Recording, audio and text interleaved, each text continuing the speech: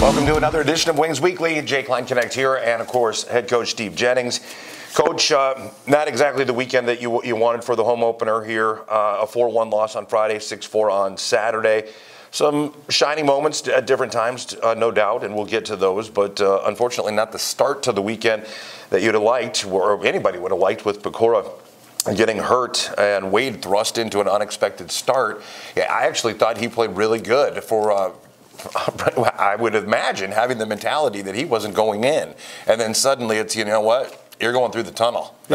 We've been impressed with Florian. He came in, he's got a pro mentality, right? So it was good, right? He came in to give us some help here for the week while Cole was away at his brother's wedding, and you give him the tap on the shoulder, and he looked at me with fire in his eyes, and I was pretty confident with him the way he came back when I said, you got to go here tonight. He was on and ready, and he played and kept us in he gave us a chance to win that hockey game there on Friday night. So all you could ask from a goalie, especially somebody in as an affiliate. Yeah, I was impressed. After the first period, I think, or maybe it was media timeout, I can't remember which, but I turned around, a couple of players were up by me helping with the Steve and stuff, and I turned to him and I said, man, he looks good. And they were like, yeah, he's been strong all week. So he practices the right way, prepares the right way. Like he's got the right attitude in terms of wanting to get to this level and stay.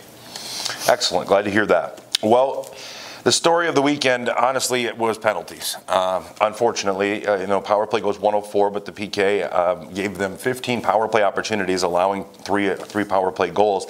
No matter how well you're playing in goal or on other facets of the game, when you're allowing that many opportunities for a team to have power plays, it's going to be tough sledding. Yeah, it just kills our momentum, right? We start to build, and then you're off on the kill, so kids who aren't involved in the kill, they start to cool off a little bit. Then you got to start to rebuild momentum, and then another penalty, right? It really frustrating. The group's frustrated by it. We were, and some of those penalties, too many of the penalties, honestly, were ones where you may not have liked the call, but they're actually penalties. And we'll sit down on the couch. We'll show you the video. Yeah. Right. Well, and we talked about it a little bit prior to the game Saturday about what you can do to kind of clean that up, so to speak. What as a coaching staff, as a group, as a team, what can you do? Because in some cases, like you said, they are penalties, but they're out there trying to play with some jump and jam and some energy, and you can't go tiptoeing around out there either. No, so. It stinks to have to do, but it's better to be going from this side going, this is the play you need to ease up on, which is maybe a little easier to teach over time versus the one of, could you please play harder here? Right. So we always talk, do you want the kids you have to milk it out of to get them to give the energy, or the ones that where you say, like, this is too much and you need to ease off? I'd rather have the second. But it's frustrating while you're going through that curve there, and we need to, the worst part, we had a lot of penalties, but we had, several guys taking multiple penalties where, you can't say it's the ref doesn't like me. It's, we have a situation we need to get past. And, it's early in the season. We need to not be going in. You and I need to not be having this conversation every Monday about penalties and where we're at. And 15 kills on a weekend is tough, right? I think I said it last week. You give people enough time against your penalty kill, they'll eventually figure it out, right? And so we don't want to give people the extra time. And, the bigger thing is we don't want to kill our own momentum, which is really what bothered me the most, is we were killing our own momentum. Well, on Saturday particularly, you come out, score 2 quick goals in 15 seconds apart, in fact, and then, you're up 4-2, and it did feel like there was some momentum building there. And, I was really impressed with the level of energy that they played with on Saturday night particularly. It just felt like they were throwing bodies around and being real physical. What did you feel about the start? I know that was kind of an Achilles heel there in Blaine, in particularly first game.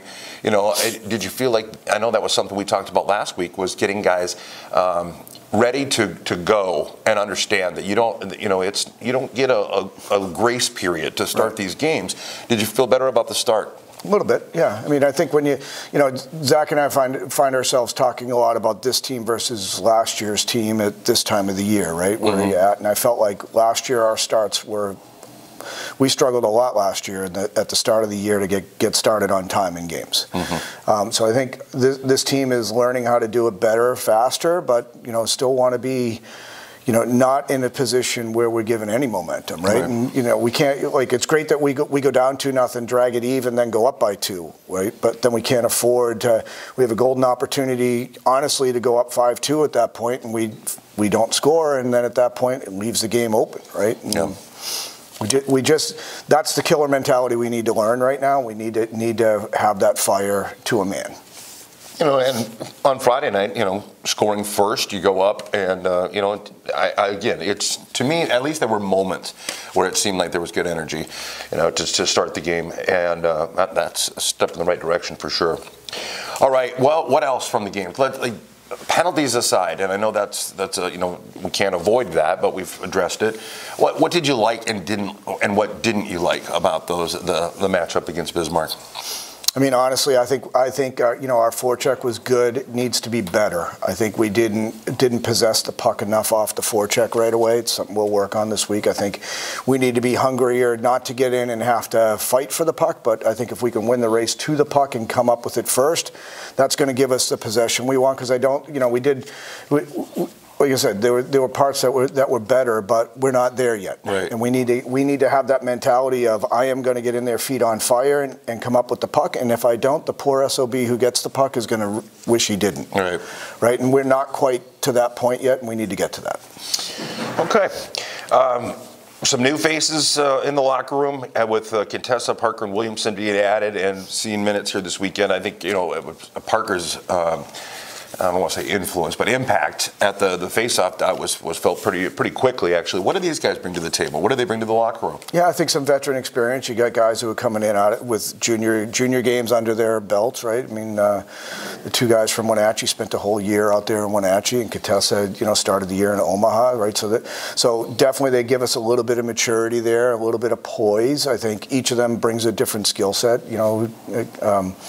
Kyle, definitely not afraid to get in on the hunt and bang a body on the forecheck, and he can shoot the puck. And then, Parker, like you said, really good on the dot, smart on killing penalties, can play on our power play as well. And then, Williams, I think, again, it gives us a little bit more depth on our D-core there and has an offensive side to his game. So pretty excited about all three of those guys and what they were able to do. I mean, the two guys from Wenatchee rode the bus this time last week back to Wenatchee and then got in their cars and drove out here and arrived Thursday late, and then put one of them in on Friday and both of them in on Saturday, and I think they did a great job responding. Life of junior hockey. That is a lot of travel, a lot of miles. Yeah, it's interesting that you mentioned that about Williams, though, and the offensive mind, because I noticed that too, and I saw that he's not afraid to skate the puck in and so on, and a little bit like a Gilson from last year or someone like that. Last week we had Owen Dubois on, and midweek it was announced that he would have the C, or the captain's C, on his sweater. What do you and Zach see in Owen that made you make that decision? Yeah, I mean, he showed it a lot last year even. Right? He was a good influence with the group last year in a quieter way. I think he learned from some of the vets that we had last year, moved on, what it meant to be a good captain. And I think as I watch him in the room and how he interacts with the team here, I think he does a really good job. I mean, he certainly provides some leadership. It's a little quiet, right? A little bit kind of like Gaff was last year. Gaff was a quieter guy, but I think commanded respect in the room, and I see that same thing here with Owen as well. Good. Glad to hear it. All right. Well, you've got St. Cloud coming up. They swept Austin in 2 shootout games, Friday and Saturday both. Have you guys had a chance to look at St. Cloud? What did they bring? Yeah, I think they're heavy turnover from last year, but a good heavy turnover, but also getting some guys back, and I think the people that they did return are effective players for them, right? So getting right back up to speed into what they did last year. So I think it's going to be, again, very similar games to what we saw last year. See any keys or areas of the game that you need to do well? Everything, right? Everything. At this time of year, honestly, for us, honestly, our forecheck's got to get better.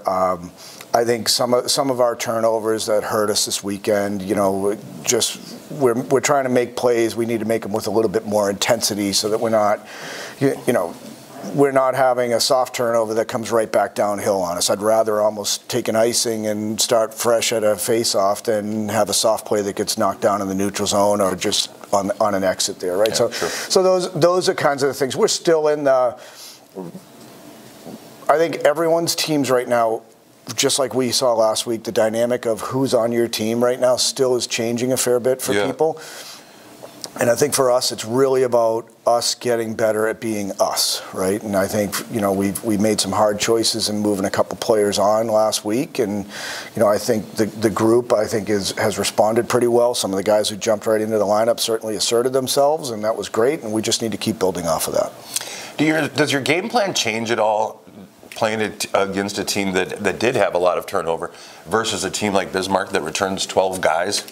No, I don't think it does. Okay. Especially right now because, again, the structure that you see, it's going to be different, right? You may look and see how they run their forecheck or what they do on their penalty kill or the people that are on their penalty kill or power play. And when you get out there Friday night, you go, well, he's new and that guy wasn't there, right? So for right now, no. But the big thing is we need to get through this curve fast, right? And I think last year we talked a lot about trying to teach the team some resilience and getting them up to speed. I think this group, we're ahead of where we were last year. We're not there yet, right? And proof in point, because we lose 2 at home, right? And that's not acceptable. And we need to build some positive momentum here, right? Because, you can easily say, well, you've only played 10% of the season, so there's 90% of you and 90% in front of you. There is. But every game counts and every step counts, and we can't just take anything for granted and say, "Oh shucks, we'll get better in the future." It's every day's a work day, and you've got to get better every day. Yeah, in the pregame, I kind of talked about standings, and I thought this seems a little silly to be talking about standings, in the second week essentially of the regular season. But then by the same token, you got to be watching that a little bit. You don't want to be digging too much of a hole. So I think that kind of relates to. You can tell yourself the story that it's early, and that's okay. But it's also indicating where you are. Yep. Right? The playoffs aren't tomorrow, but we have some work to do. And if you need proof or reassurance, here it is. Right? And so again, I think we talked about that with the group this morning before we skated. And I do feel there's some good ownership with this group. These guys were not happy on Saturday to walk out with that loss, which is good. You don't want to walk out with the loss. The worst thing is you walk out with that loss and it doesn't bother people. These guys were bothered. Good. Makes it tough for a skate with the Wings after a loss, I always feel like. But anyway, Coach, hey, that's all I've got for you. I appreciate you taking some time, as always, to address some of these questions about the games and about what's upcoming. And best of luck coming up against the Norsemen. All right, thanks, Jay. All right, folks, we'll continue with our second portion of Wings Weekly coming up after this. We raise the bar on bar food with sandwiches, tenders, and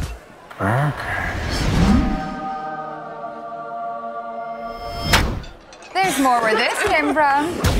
To the greatest of all times. Wings Weekly continues on, and as usual, our second portion includes a player. This time it is Jon Barker joining me of North Kingstown, Rhode Island, the first Rhode Island player I can recall the Wings ever having. Do you go by Jonathan or John? Kind of depends. Jonathan, if my mom's mad at me, but most of the time just John. Okay. All right. Well, that's out of the way, and we won't worry about your mom being mad because I'm sure she'll be happy to see you here on Wings Weekly. Let's start with your road to the Wings. Now, you played in the AJHL for a season. Do you get an invite to camp? How do you walk us through that process of becoming a Wing? Yeah, so it kind of ended with last year when our season ended. We lost in the first round of playoffs, and kind of we had a lot of turnover with our coaching staff, and then I got a call from Steve asking if I would be interested, and it was a really hard decision, honestly, because the guy who brought me into Bonnyville, he became the GM there, so I kind of struggled with that at first because I almost felt like I had to be loyal to him. Sure. But then I also had to be reminded that it is my last year of junior hockey. So I had to really kind of dig deep and think about, put myself first, honestly, because the end of the day, it is about getting a college scholarship here. And obviously winning a championship is the most important thing, but you also kind of have to be a little bit selfish sometimes too. So I kind of looked at what Aberdeen had to offer, and they obviously have a great reputation, a winning culture, and the coaches that have the highest standards for us. So I really thought that coming here would help me better my chance at going D1. Sure. Okay. Yeah. Well, like you said, you got to look out for number one. Because if you don't, no one else is going to. So, tough decision, though, I can imagine. Yeah. All right. I can only imagine that you haven't been to South Dakota before. No, this is the first, for sure. Yeah. So what are your first impressions as you're coming into town going, wait, this is where the Wings play? What were your first impressions? So the drive-in was actually quite interesting. I got pulled over 30 minutes outside of town. So that was kind of a nice welcome. Yeah. And the police officer asked me what I was doing, and I was like, I'm here to play hockey. And so hopefully it comes to a game or two and can cheer us on. But yeah, no, it's a cool town. It's definitely a little bit smaller, but it's awesome how everybody knows everybody. Yeah. So, yeah. Well, a far cry from the East Coast, where oh yeah, definitely. The foods and everything I imagine are quite a bit different, a little bit of culture shock. What would you say if? All right, you've been here a month now, roughly, right? Yeah. What would you say? Is there something that has surprised you that you've learned about Aberdeen or about South Dakota that you were kind of like, wow, I would not have seen that coming? It's just something out there that you kind of took you by surprise? Like, yes and no. I think the way the lifestyle is here is pretty similar to what it was in Alberta last year. Okay. So I kind of had an idea of what to expect. So I wasn't too shocked. I think last year was more of a reality check. Yeah. Like, wow, I am pretty far away from home. So I'm honestly pretty used to it by now, and yeah. Right on. Not in Kansas anymore. No, definitely not. Oh, let's see. We talked about your path to becoming a Wing. How about hockey? Were there any influences maybe in your family or whatever? What made you first put those skates on? And how old were you? Was you a pretty young start? Yeah. I mean, I was probably 2 when my dad got me on the pond. Just got me skating around, pushing me around. And then, because he played, ultimately, he did the whole boarding school route. And then he went to college. He didn't really play in college, but he was kind of the biggest influence. And then growing up in New England, I was just a big Bruins fan. So, yeah, it's pretty cool watching them. And then I also grew up going to all college hockey games. So, like Brown, even like BC, Providence College, all those Boston schools, just really spoiled and lucky to be around there. Yeah. Wow, I never thought of that. You do. You can barely throw a stone without coming across a great awesome hockey program, so that's pretty cool. We talked about your start, an early start, family. Well, tell us a little bit about your family life. Do you have brothers and sisters or anything like that? Yeah, I'm stuck in the middle. I got 2 sisters, 23 and 15, so yeah, it's definitely something, kind of a chaotic household in the summers when we're all back there. But no, it's awesome. Your probably among your biggest supporters, I would imagine, though. Oh yeah, definitely, yep.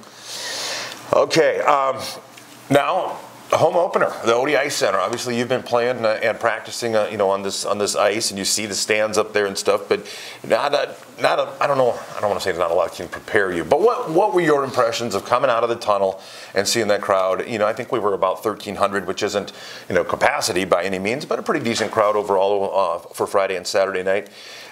Pretty boisterous group, and they're pretty passionate about the Wings. What were your guys' thoughts of the home opener? Yeah, they were awesome. Coming out of the tunnel was surreal. I mean, they were loud and they were cheering, and then the videos that Meg put together were also awesome too.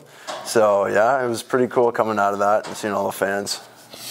I get a kick out of it a little bit because we think of Aberdeen as we know we're a small town and whatever, but you talk to guys that are have played out in Philadelphia or whatever, and they're like, man, they're the experience of coming out here compared to there where they have maybe 100 people or whatever watching a game, it's just not the same. Or even in the facility that they're playing in, they don't have the tunnel or the lights or all that kind of stuff. So I think the Central Division does a great job with that, and really it kind of creates a more exciting fan experience overall. Oh, yeah, for sure. And for the players too. It seems like you said you'd be pretty excited about it. All right. When did you transition into playing defense? I always have. Yeah? Yeah, for as long as I can remember, I always played defense. What makes a good defenseman in your opinion? If they can play both sides of the puck, if they can play D first, obviously that's your main job. So you really gotta hone it down in the D zone, because that is your main job, is to take care of your goalie, get the puck out, then move the puck up ice, and then if you get a point or two, then that's a bonus. So right, yeah. Big slap shot from the blue line. Yeah. You're 6'6", long reach. I've noticed that a handful of times with that. When you go to a poke check or something, you can do that from a long ways away. Does that give you an advantage, do you think? Oh yeah, for sure. Yeah, but you also gotta realize when to disguise your stick too, because you don't just want to leave it out hanging. So it's nice to have, but it's kind of like a double-edged sword in a way, because you also have a lot more stick when you have to control the puck too. So you can't expose it when you have it, and ups and downs. Never thought of that. Even from a penalty standpoint, tripping, whatever. Oh, yeah. It's if you're floating it out there and stuff, that it's something you'd have to keep in mind too. I was thinking about what makes a good defenseman. I always feel like speed is something that you have to be able to transition forward to backward and be able to be and if there's a breakaway, you got to have the speed to chase it down. Where would you say you are in this locker room as far as speed goes? Somewhere in the middle or top end? No, I don't know. I mean, skating is something I worked on a lot this summer. I have a great coach back home. She's actually a figure skater. Okay. So she would help me out a lot, and there are actually a lot of guys that play in the NAL that work with her too. So she's done a great job at just helping me out with that. As far as the locker room, I don't know. I mean, there's guys like OC who are not the biggest guys ever, but he can fly for sure. Yeah. So I don't know. I heard someone use the term water bug to describe Tishkovich, and I thought, he's just shifty all over the place. And stuff. So different kinds of speed is what I'm getting at there. Oh too. yeah, Nico's a player. All right, moving away from hockey. How about when you're out of this locker room, when you're out of the building? What do you like to do? Do you have some hobbies or interests? Honestly, I just like hanging out with the guys. Okay. I mean, that's where all the bonding is done, and just cracking jokes and making fun of each other. I mean, you've seen some of the guys' haircuts, right? Yeah. So, yeah. Okay. Well, I was asked, this day and age, it seems like everybody is, but do you play video games or anything like that? No, I've never been a big gamer, which is I don't know. It's kind of weird for one of the junior hockey players, right? Because it seems like everybody plays video games, but I've never been into that. I don't know why. I was kind of forced to play outside as a kid, so. Maybe a bit of an old soul there, and appreciating it. I like that, though. And playing outside. That's how I used to do it. You get right home when the street lights came on. That's the way. Now I sound like an old crotchety old man. But all right, I got a goofy question for you here. If you had the ability to fluently speak every language in the world, would you rather have that ability or the ability to communicate and speak to animals of all kinds? That's a good one. I don't know. I mean, we got the Belarus over there, sitting right there. So I don't know. Maybe I'll go with languages, because we got quite a few of the Euros on this team. So yeah, I always feel like it's interesting that I ask that question on a somewhat regular basis, year to year, and you get such a variety of reactions. Some people are like, "Oh, well, I can use Google Translate if I go to, Ukraine or wherever, Not the same. But you come across a wolf and you say hi to the wolf, and then, so it's interesting. Everybody's got a different perspective, so I like that question. But very good point. Good ability to be able to speak many languages. All right. You've got a short road trip, which is kind of nice about the Wings, too. Here in the Central Division, we're sort of centrally located, don't have those long trips. I was thinking about how North Iowa having to leave Minot and head to Mason City, that's 9-10 hours, where we don't really have to worry about those kinds of trips. So you've got a short road trip to St. Cloud coming up this week. For starters, what is your must-have when it comes to a bus trip? The headphones. I'm a big movie guy, so I'll just kind of lie down, put the headphones in, watch a movie, try and get comfortable. Yeah. Big movie guy. Okay, so what? I'm not going to ask you to list your top or favorite all-time movie because that's just hard. But that's a tough one. What about the genre or the type of movie? Are you into sci-fi stuff, or what's your go-to? Not particularly. There's a Harry Potter crew right now, and that's not my jam. I like, before games, I kind of like some of the war movies. Yeah. I mean, the blood, the battles will kind of fire me up, but I also like the comedies too. So just kind of a good mix between those, I guess. Right on. Okay. Well, I talked with Coach just a moment ago about St. Cloud and the Norsemen, what they all bring to the table. They swept Austin in shootout, and Austin left Blaine 4-0. This is a St. Cloud team that has, as Coach Jennings and I just talked about, they lost quite a few players from last year, so they've got some new faces there too. You guys most likely haven't had a chance to really look at any video or anything of them yet, but what do you feel like as a team you guys need to do or you need to improve upon to start putting some wins in the standings? Limit mistakes and just create more offense. I mean, we've had a great goaltending so far, and I think sometimes they bail us out a little too much. I mean, the first game against Fairbanks, the first period, we let Gino get peppered. Yeah.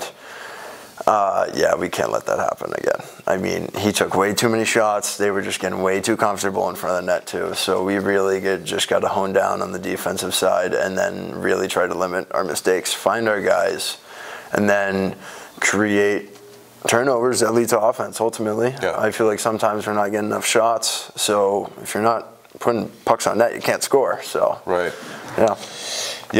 remember with that first period there against Fairbanks, I was like, man, Gino he made huge. I always say key saves at key times, but that was the very definition of it. He's going to Minnesota for a reason. So. Yeah, for sure. All right, well, John, I appreciate you taking some time to talk with me here on Wings Weekly and letting the fans get a chance to kind of see you away from the visor too. So appreciate it. Thanks for having me. You bet. The Wings hit the road this weekend to take on the St. Cloud Norsemen. Puck drops at 7 p.m. both Friday and Saturday night in St. Cloud. Catch the action using your Hockey TV login or watch the games at Buffalo Wings and Rings in Aberdeen, the official home for all Wings away games. The game's audio will be broadcast via Hub City Radio's 94.1 The Rock, or you can listen on the Rock app. A few corporate night sponsorships are still available for the 2022-2023 season. Call Aaron at 380-5852 to see what's open. Don't forget, you can listen to Wings Weekly on the go via our podcast. Find the audio for this season's episodes on Spotify, Stitcher, or iHeartRadio. And for all the latest news and information on the Wings, visit AberdeenWings.com or follow us on Facebook, Twitter, Instagram, and on TikTok. Once again, Jonathan Barker, thanks again for joining me here on Wings Weekly. Yeah, of course. Thanks for having me. Appreciate All right, it. folks, that'll wrap up this week's Wings Weekly.